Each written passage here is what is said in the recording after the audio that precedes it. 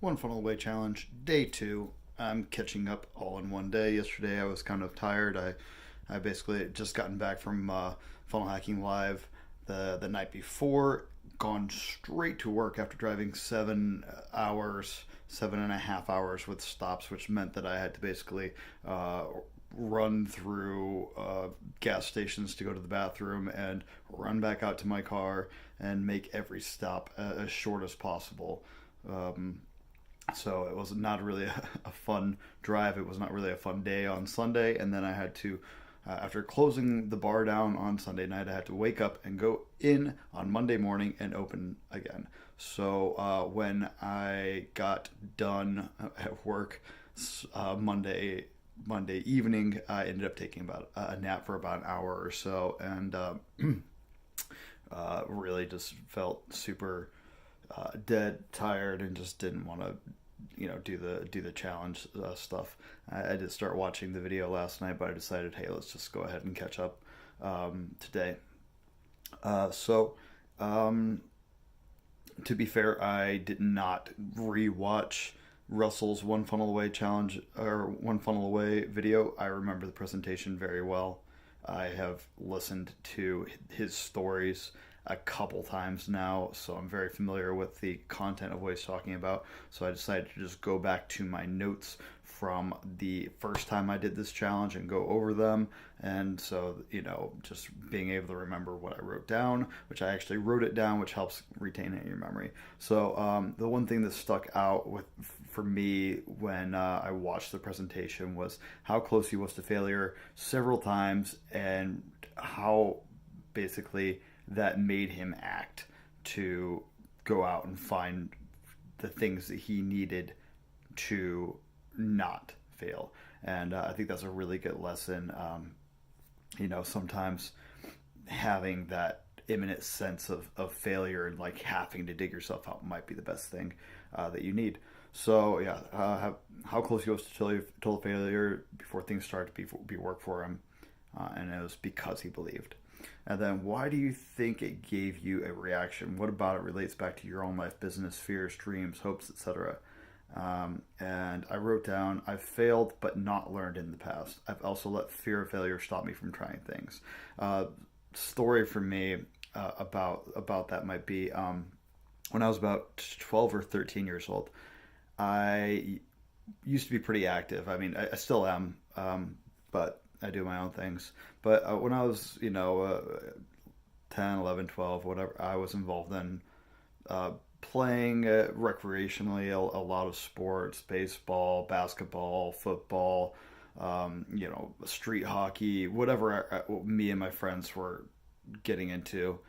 But we had a big, nice house at the time when I was about 13, and we had a big driveway, and we installed a basketball net at the end of the driveway, and I would practice a lot. I would practice shooting and stuff like that, but I never had TV. I didn't know how, like I didn't know uh, any anything really about basketball besides put the ball on the hoop.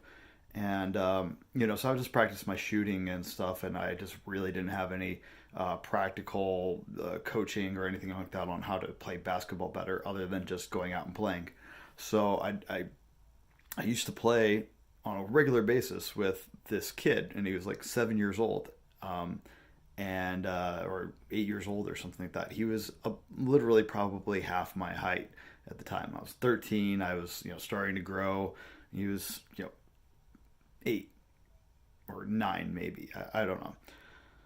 I know what you're thinking. He's already changed his age 3 times. 7, 8, 9. What is he? Whatever. Like the point is, he was like super short, super small. I was tall. I should have the huge advantage playing basketball. But this kid used to take me to school on a regular basis. Like we would play till 11, and he would just like whomp me. I mean, and it was weird because you would think that I would get better at playing him and improve over time, but no, like the more I played this kid, the better he got, and it was like I was regressing, I was moving backwards until the point where it got to like this point where I lost, I think, 2 to 11 to this tiny kid. I mean, He was small. He had a huge head.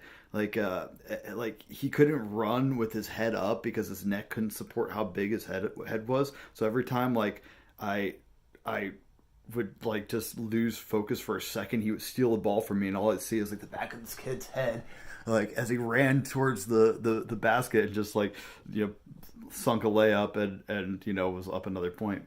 So um, I just got so frustrated. I quit. I said, "No, I'm not playing basketball anymore because like I suck at it, and why should I, keep on doing something that I suck at?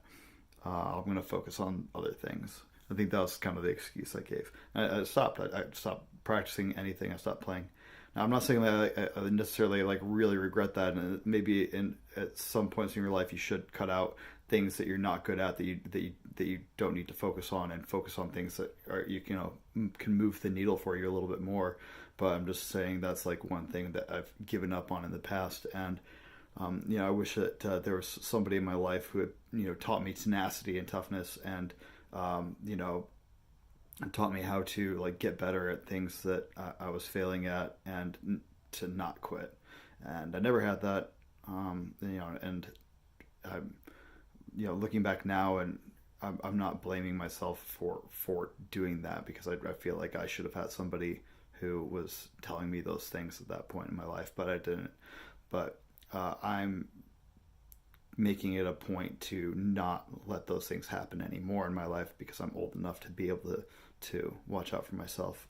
So I'm not going to let fear of failure stop me from going on.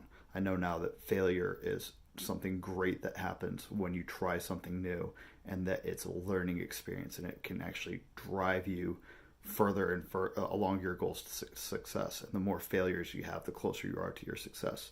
So I'm hoping for more failure in the future, and I've already gone through quite a few moments where I felt like quitting, and maybe didn't act enough, maybe wasn't doing enough, but I didn't quit. So that's the really good thing so far. So this is my video, saying what my lessons were. Hope you enjoyed it. And if you're doing the One Fallen Away challenge with me, let me know below in the comments what your big takeaways were from the One Funnel Away speech from Russell. Peace.